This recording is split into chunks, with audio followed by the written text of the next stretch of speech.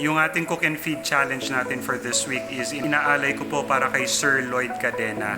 Para po ito sa lahat ng mga napasaya mo at natulungan mo. Salamat po sa lahat. Salamat! Maraming salamat! Thank you.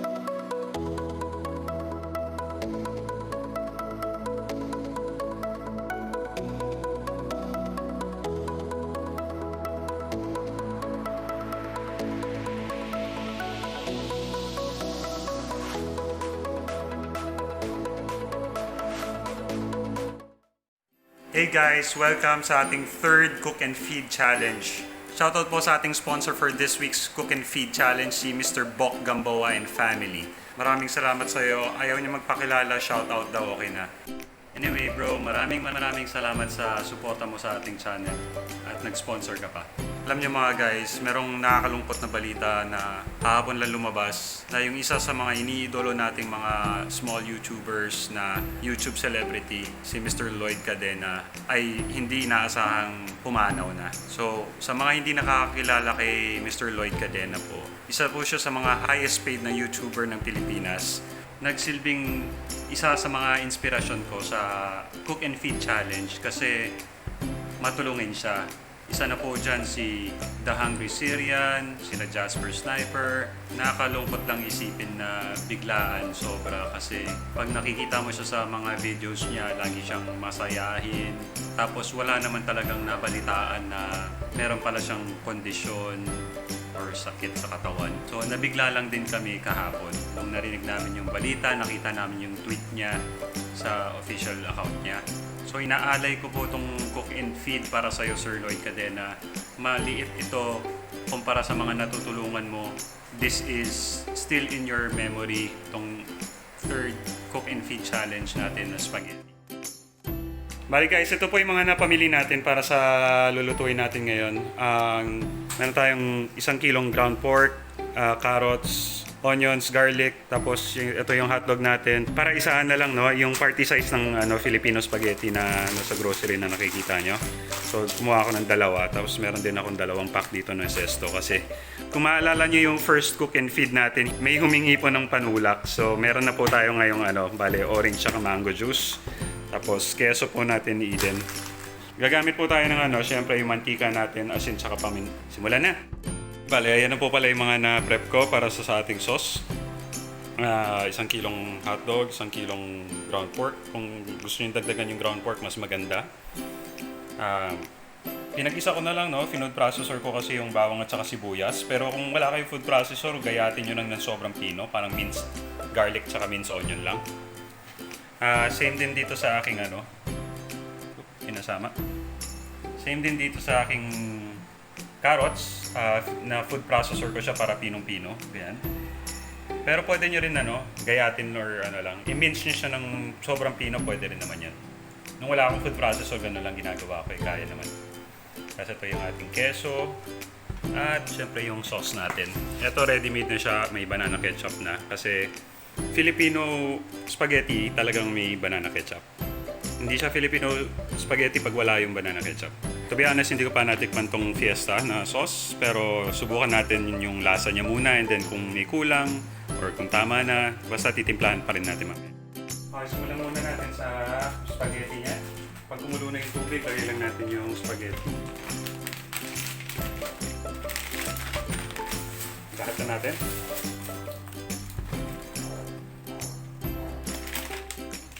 Ito ba, 2 pack.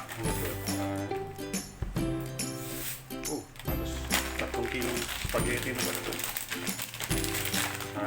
Hindi ko lang sigurado is enough na yung laki ng pot ko. Baka maliit pa.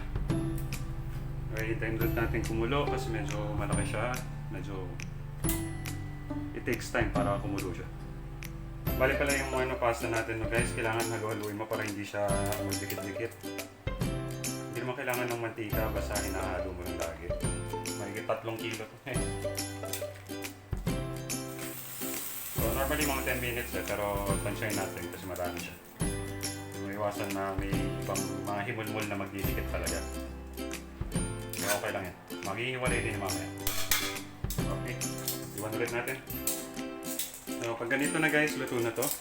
Kuha kayo ng isang piraso, tapos tutulin nyo. Sa akin kasi basta medyo may konting kagat pa siya, okay na yan. Okay, break pa. Ano naman guys, pag katulad nyo ko na yung pinagkuluan nyo ng spaghetti, yun din yung gagamitin nyo sa pagluto sa sauce. I-transfer nyo muna yung spaghetti sa isang container tulad ito. Tapos para hindi siya magdikit-dikit, no, kasi pag lumamig to, magdidikit siya. Lagyan nyo lang ng mantika. Kahit konti lang. Ito yung para ma-store mo siya. So pwede kayo magluto in advance ng ganito karami. Tapos lagyan nyo yung mantika. Then i-separate nyo siya sa mga plastic bag. Then lagyan nyo lang sa ref nyo. Pwede rin yung ganun. Ganun kasi yung ginagawa nila sa yung pangmaramihan na luto. Kasi advance mong lulutuin itong pasta. So haluin lang natin ng ganito. Hanggang sa mostly makot yung mga strands ng spaghetti. Para hindi na siya magdikit. Yan lang. Pero kung meron ko na nalutong sauce, pwede yung sauce mismo ang ihalo mo dito. Tapos hindi na siya magdidikit. Kahit konting sauce lang. Okay na po. Para sa ating sauce, simulan natin siyempre sa mantika.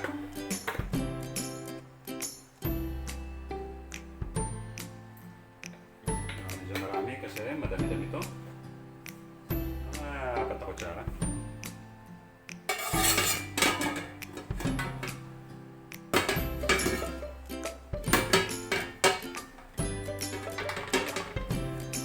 Lagyan natin yung bawang sibuyas.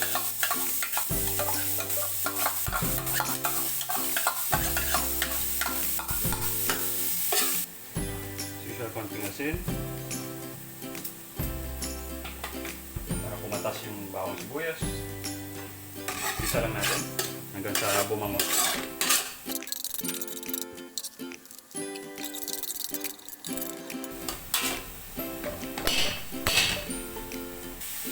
Lagyan na po natin yung pork.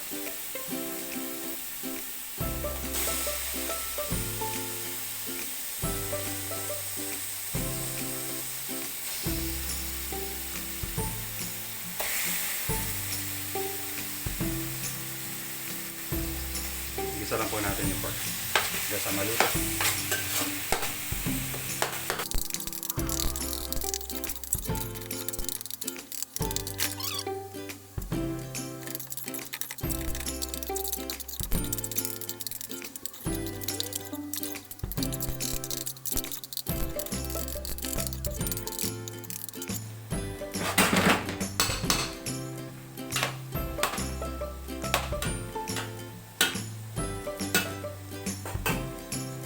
Ngayon ko na lagyan yung paminta.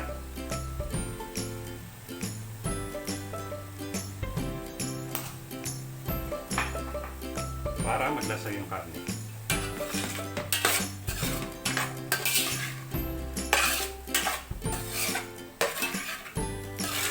Para kumagad na yung lasang paminta sa karne.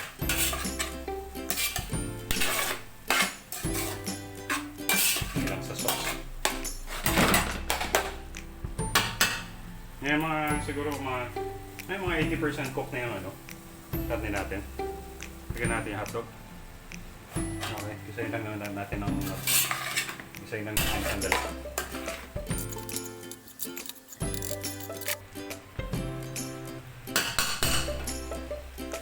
Sama natin yung carrots.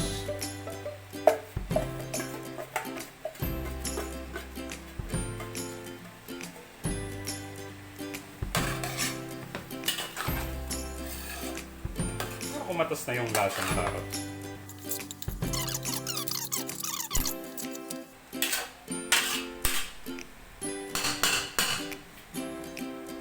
At ang tomato sauce, Filipino style.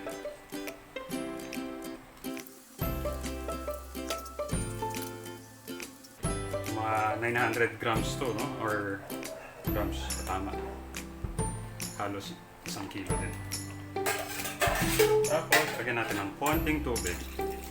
Kalahating tasa.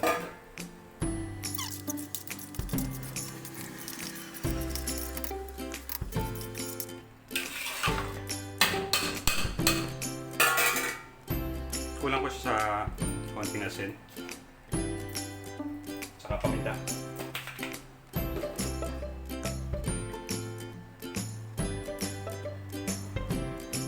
Ako yan.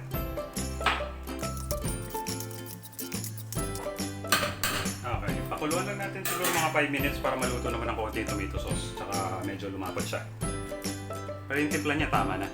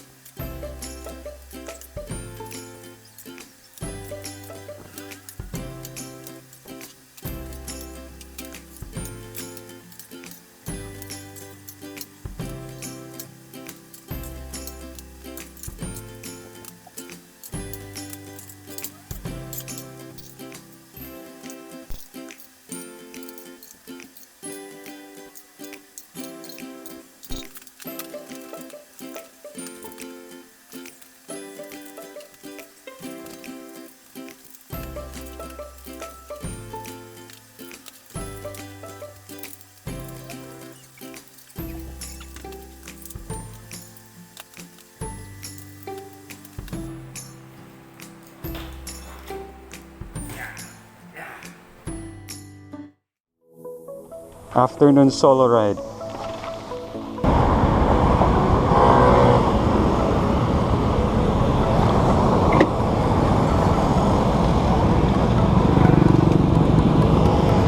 Campus Fire.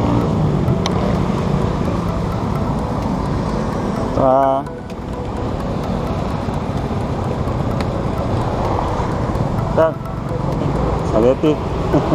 Spaghetti. Ano na, boss? Ay, sige. Salamat. Dito po tayo sa C6. Napakaganda na ng kalsada dito, kaso medyo malambot yung gulong pa kaya ayoko magpabilis.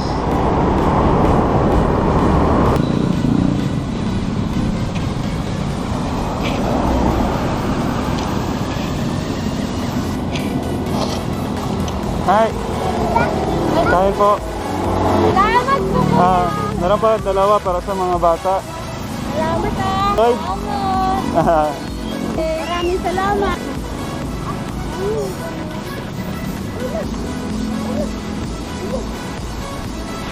Ay, dalawa lang. Pa. Thank you po. Ingat po kayo.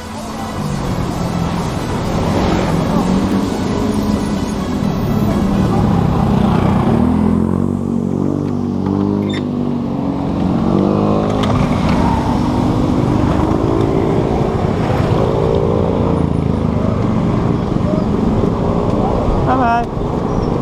Bye.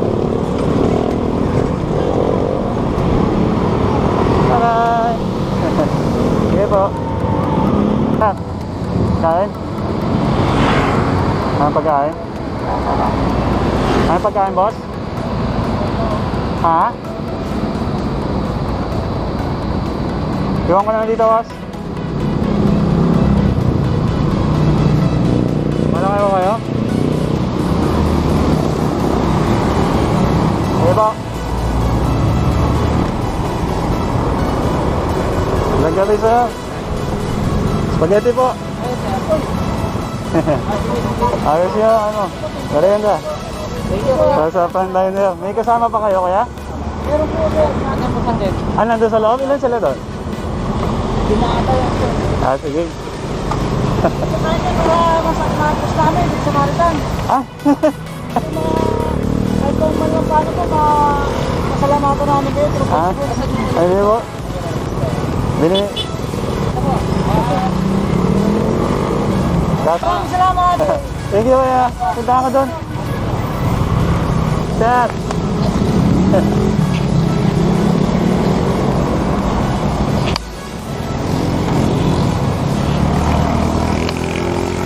Ah, panganap.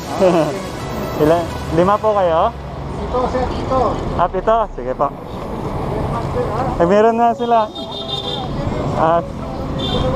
Sige po. Juice.